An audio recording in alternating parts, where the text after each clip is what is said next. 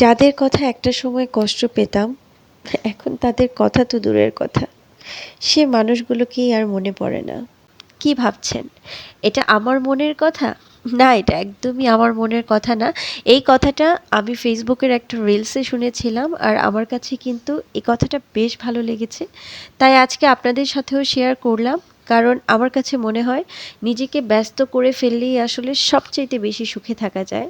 আর এই কথাটার মানেই আসলে সেটাই। কারণ নিজেকে ব্যস্ত করে ফেলুন, যাতে করে কারো কথা আপনাকে কষ্ট দিবে সেই সময়টুকুও যাতে আপনার লাইফে না থাকে।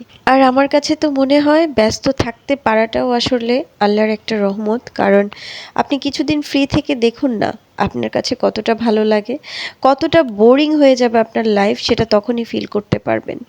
তো যাই হোক, যারা ব্যস্ত আছেন তারা আলহামদুলিল্লাহ আসলে বলা উচিত। আমি অলওয়েজ বলি আলহামদুলিল্লাহ, কারণ খুব ব্যস্ত সময় পার করছি বাচ্চাদেরকে নিয়ে, সংসার নিয়ে।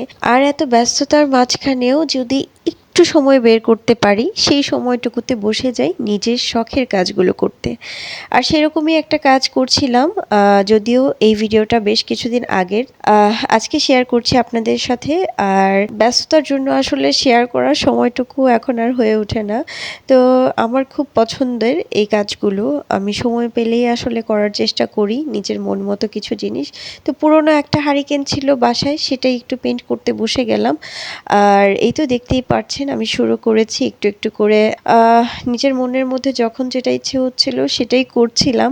আর একটু একটু করে করছিলাম, আর ভালো লাগছিল। যদিও এই কাজটা কিন্তু আমি একদিনে করিনি, বেশ কয়েকদিন লেগে গিয়েছে। কারণ এত সময় আমার কাছে নেই যে আমি একটানা বসে কাজটা কমপ্লিট করে উঠব। আর সেজন্যই একটু একটু করে আসলে এই কাজটা আমি করেছি। যখনই সময় পেয়েছি তখনই বসে গিয়েছি। আর আমার কেন যেন এই ধরনের কাজগুলো খুব ভালো লাগে করতে। তো এই তো দেখতেই পাচ্ছেন। আর এদিকে যে কাজটা আমি করছিলাম, এটা আসলে আমি কোনো কিছু প্ল্যান করে করিনি, করতে বসে গিয়েছি। আর যখন যেটা মাথায় আসছিল সেভাবেই করে যাচ্ছিলাম, এই তো।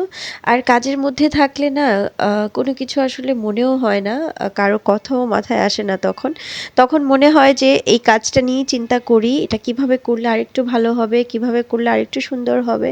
তো এভাবেই আসলে সময়টা কেটে যায়। আর এদিকে কথা বলতে বলতে আমার কাজটাও কিন্তু শেষের দিকে চলে এসেছে, আর অল্প কিছু বাকি আছে, তো সেটাও এখন করে নিব। ব্যাক সাইডেও আমি এই পাতার ডিজাইনটা করে নিব দুইটা হ্যান্ডেলে। তো এখন আমি সেটাই করব। আর এ পর্যায়ে এসে কিন্তু আমার কাছে বেশ ভালো লাগছিল ডিজাইনটা, কারণ আমি এতটাও আসলে কল্পনা করিনি।